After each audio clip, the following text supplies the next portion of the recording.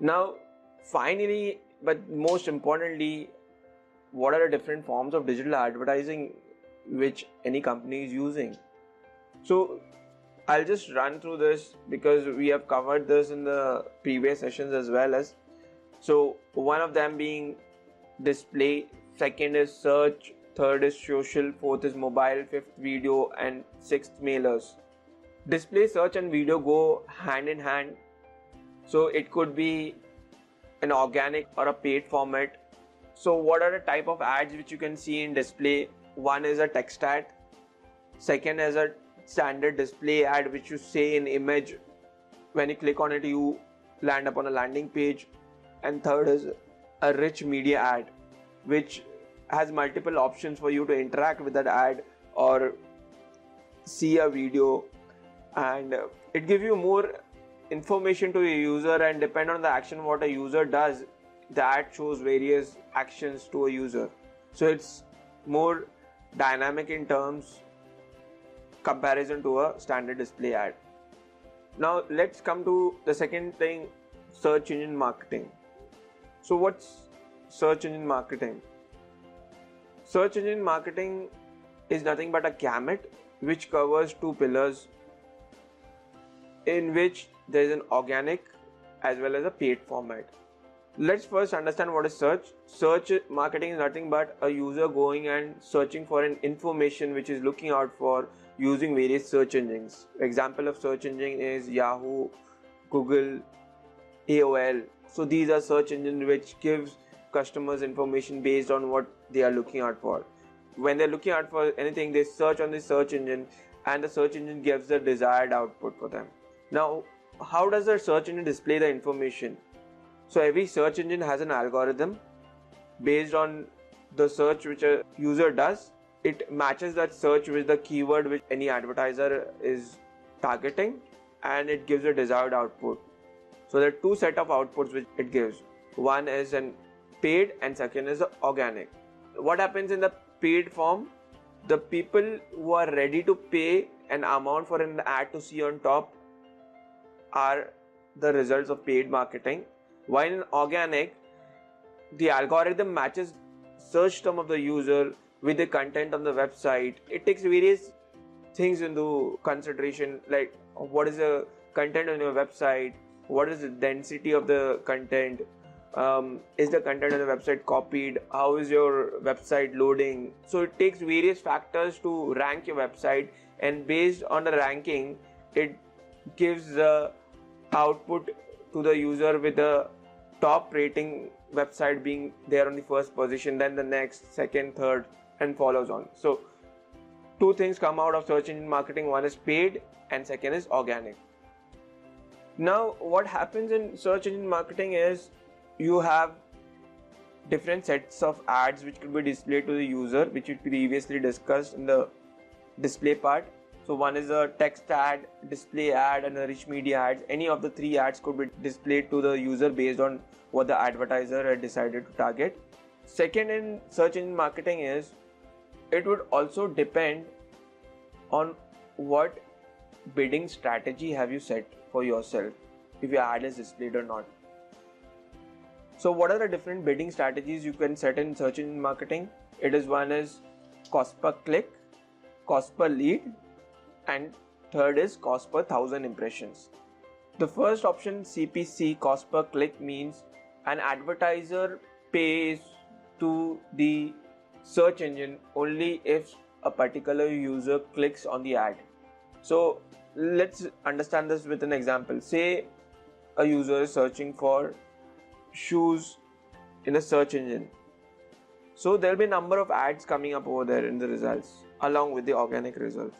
So if anyone clicks on that ad copy, that particular advertiser only has to pay to the search engine, not all the advertisers whose ad was seen. Say for example, Nike, Puma, Adidas, Reebok, 4 ads were seen of different advertisers. Now the customer thinks that Nike shoes are relevant to what I'm searching for. He clicks on the Nike ad. So Nike as a brand has to pay to search engine for that specific click and not the other 3 brands. That's what it means, CPC, cost per click. Second is cost per lead. what is cost per lead? So in your system you defined, say after running a paid campaign for 30 days, every search engine gathers some data, what has been working well for the account for that specific advertiser, which keyword is converting for them, what is the amount for which these advertisers are getting a conversion. Everything has been stored in the database of that search engine. Now you as an advertiser has a facility provided by search engine that you can go ahead and define an amount what you as an advertiser are ready to pay to get a lead. After 30 days and 1000 clicks and some conversions tap in the system, Google AdWords, which allows the user to define an amount. Say I can pay 100 rupees to get a lead on my website. I define that in a CPL in my system. So once I define that, the system automatically starts getting me leads which are in that budget, and I pay Google AdWords only for the leads which I generate over there. So this is in a just how the CPL operate. In the second scenario of CPL, you pay only the advertiser when a lead is generated and not for every click which is coming to your website. Now the third option which we discussed of was cost per 1000 impressions, CPM. So cost per 1000 impression is available as an option for display advertising or image ads. In this option, an advertiser pays to the search engine or the publisher only when for every 1000 impressions of the ad being seen. It is not related to click, it's not related to the lead. If a person clicks or generates a lead, it's completely irrelevant to the publisher what action the user does after seeing your ad. He is only meant with the number of times your ad is seen. So cost per 1000 impressions facility is available only with image ads and video ads, and you decide what is the cost you are ready to pay to get 1000 views of your ad on a particular search engine. So these are the three forms in which you decide what is your bidding strategy for that particular search engine, CPC, CPM or CPL.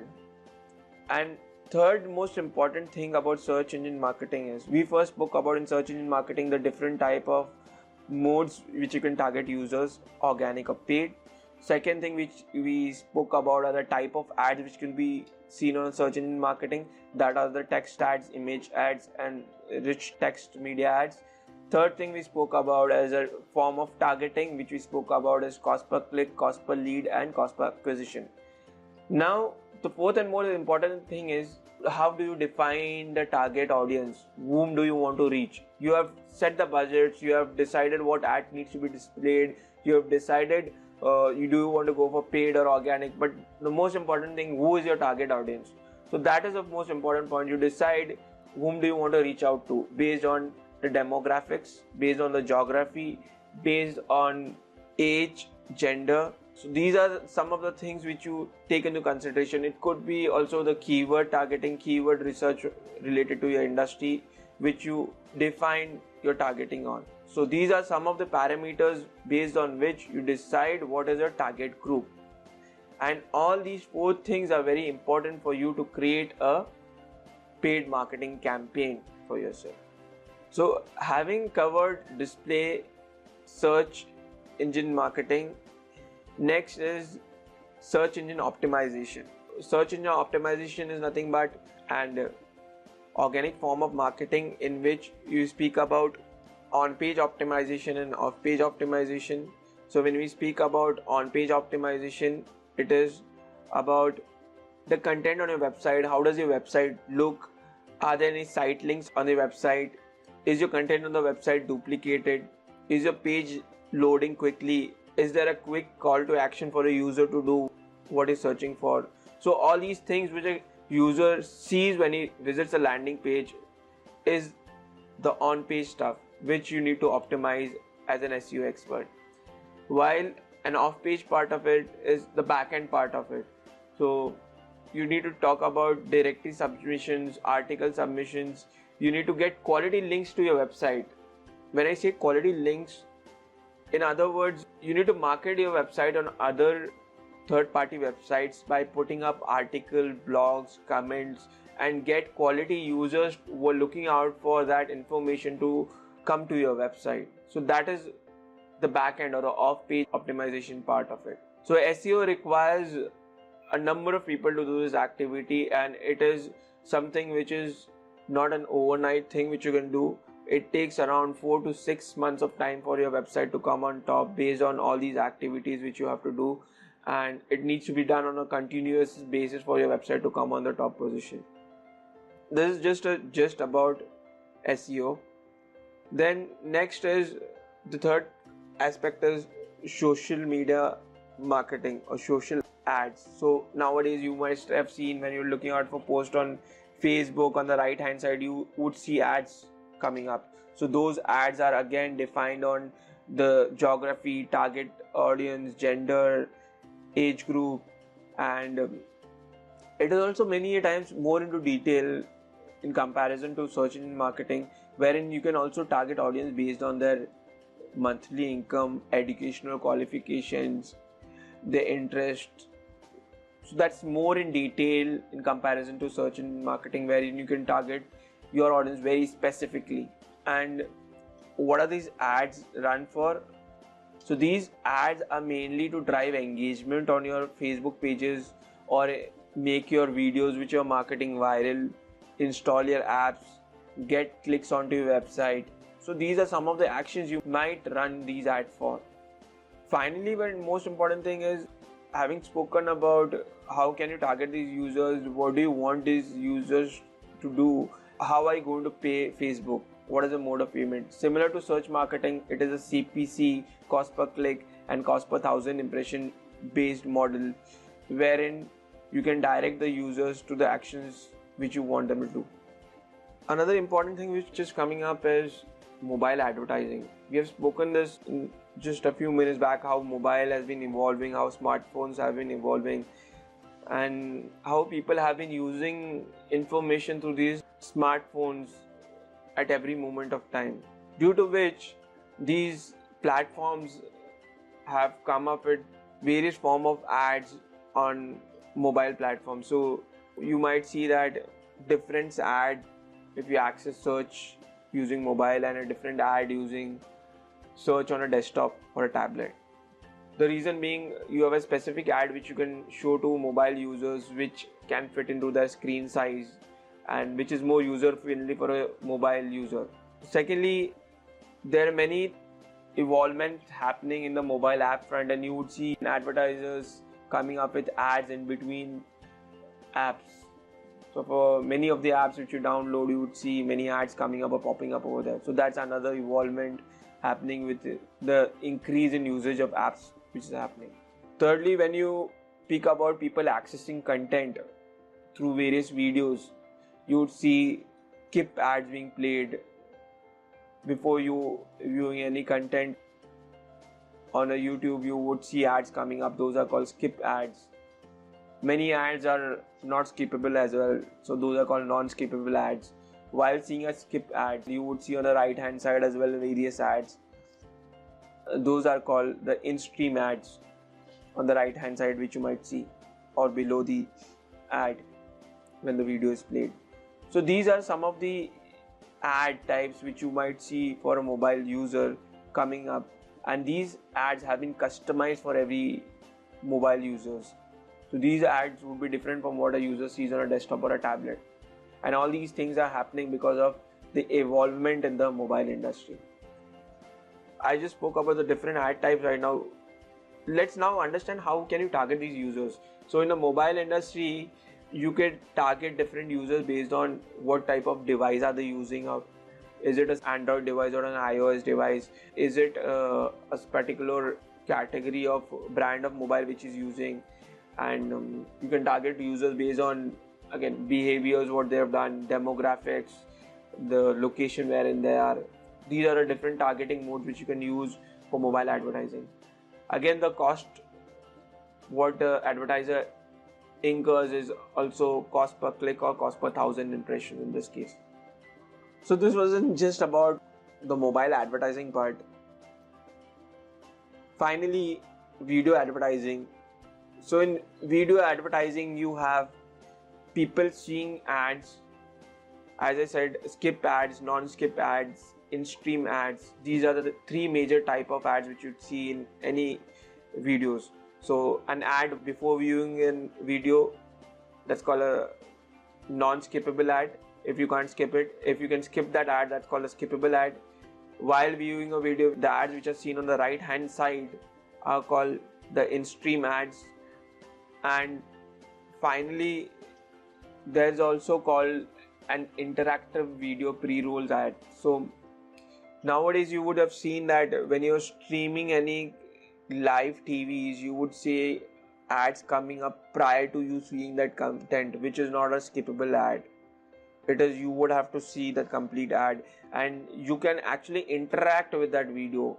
So there'll be many options. Click here to avail a specific offer. Based on the video which you're seeing, it would give you options to do various actions while you're seeing the videos, and it might land you up to the specific action which you have clicked on. So those are called interactive video pre-roll ads, which is the latest thing in the video industry.